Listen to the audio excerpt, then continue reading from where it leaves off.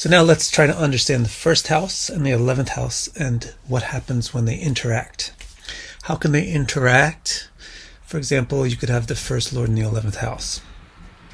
You could have the 11th lord in the first house. You could have the first lord and the 11th lord conjoined somewhere or mutually aspecting each other. Or, most interestingly of all, in my opinion, you can have the numbers 1 and 11 in a certain sequence in your house DNA code, which you wouldn't know what your house DNA code is unless you get my sparkling, shiny, wonderful new report called the Houses of Life Report, which you could get at victorcara.com/h. It gives you a code from most positive to least positive and most prominent on the edges and less important in the middle. So in that code, if you have 11 followed by 1 or 1 followed by 11, especially at one of the edges, then this information is going to be relevant. So before going into the interpretations of what to expect from combinations of the first and the 11th house, let's first get our bearings straight on what the first and the 11th house represent. The first house is the place literally where the sun rises. This is the definition of the first house. And hence it signifies things beginning. And since things don't actually really begin or end, they just manifest or unmanifest the various states that they have. Actually, what the beginning really signifies is visibility, coming into vision. So this is why the first house represents our birth and the thing which gets born, the body. And in a more abstract sense, the first house represents our ability to bring things into visibility, to manifest things, to make things tangible, to make them real, to actually produce. And it represents the parts of us which are visible and obvious. So the traits of the body and the way that the body acts, our behavior, our character, our skills, and our health. Those are the primary significations of the first house. Now, let's take a look at the 11th house. Where is the 11th house actually placed astronomically? It's if you look straight above your head and just move about 15 degrees towards the east, you'll be theoretically at the beginning of the 11th house. So the important takeaway there is it's in the upper quadrant of the sky on the eastern side. So what it signifies is the way the upper things move towards the eastern things. Upper is society and eastern is you. So basically the 11th house signifies the way that you benefit from society. And we can break that down to understand the nuances of the 11th house. We can break it into 3 kind of groups. You get social benefits, you get cultural benefits, and you get commercial opportunities from your contact with society. So on the social side of things, the 11th house represents the opportunity to socialize. And hence it represents your friends and your networks, and hence it represents entertaining, because socializing means having fun and being entertained and entertaining others. This entertainment theme is also at play in the next branch of the 11th house, which is the cultural benefit. The 11th house represents refinement, like having culture, having sophistication, and therefore represents arts and performance of arts, like what happens in theaters and on stages and in clubs even. So here again, the 11th house represents entertainment. On the commercial side of things, the 11th house is the way we interact with society. This gives us commercial opportunities to sell things to people.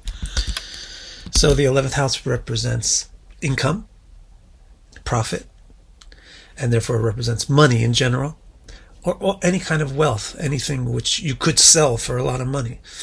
And so the sum total really of everything that the 11th house represents is pleasure or enjoyment, things that are enjoyable. Now that we know what the first house signifies and what the 11th house signifies, it's easier to make sense out of how we should interpret the first lord in the 11th house, or the 11th lord in the first house, or conjunction or mutual aspect between the 2 lords, or how we should interpret having the 11th house after the first house in our house prominence sequence from the Houses of Life report. or of the various permutations of that code. So the first thing that I'll bring to your attention specifically is that both the first house and the 11th house have to do with visibility. The reason is the 11th house is in the upper quadrant of the sky, and anything up there is highly visible. So the first house generally has good resonance with any one of those upper three houses, 9, 10, or 11, because of this fact that its visibility is going along with visibility. And so it helps the native have visibility when the first and the 11th houses cooperate. What do I mean by visibility? You're visible. People notice you. You get recognized. You don't get overlooked. So you have more of a chance to get what we call success or fame. Now, more specifically, a little bit further down the symbolic trees, the first house represents our skills. And the 11th house represents the arts, things that we need skill for, or refinement, which is skill. So this is another very, very important, very deep, very loud synergy, or resonance, let's say, between the first house and the 11th house, skills and arts.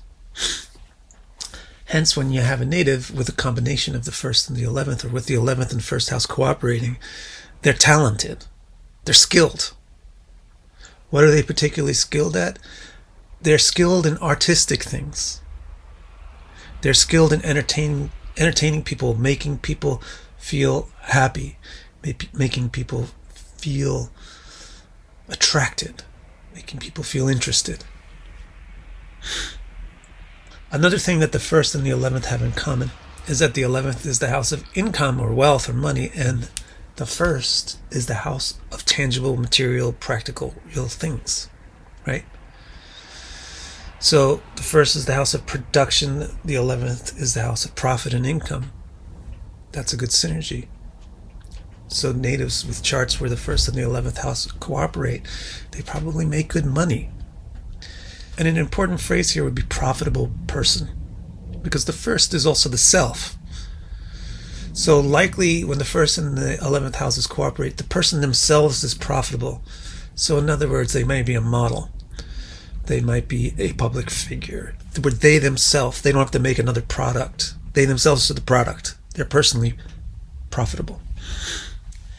And a final thing that is very important to note that the first and the 11th have in common is that the first represents the body and the 11th represents enjoyment. The body is Indriya Jalam.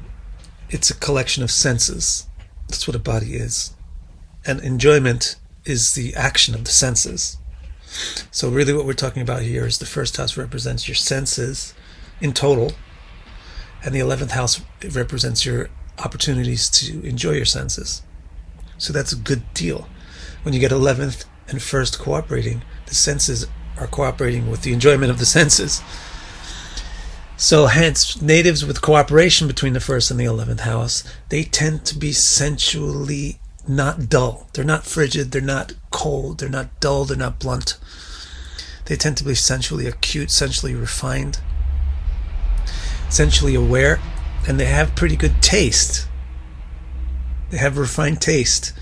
It doesn't necessarily mean that they will like the most refined things. The rest of their chart might be very base. But amongst the base things, they'll have great differentiation and taste. All right, so that's the basic nature of what to expect when you have the first and the 11th houses cooperating. If you have them non-cooperative, then you would find them on the opposite ends of your DNA code of your house sequence. And in that case, it would invert all of these interpretations. There would be difficulty getting recognized. There would be difficulty developing a talent or a skill. There would be difficulty selling yourself. And there would be difficulty in enjoying the senses. So I hope that makes sense and helps you work with these basic astrological principles.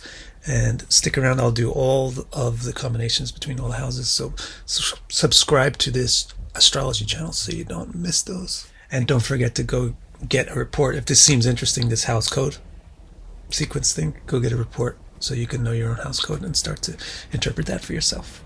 Thank you very much.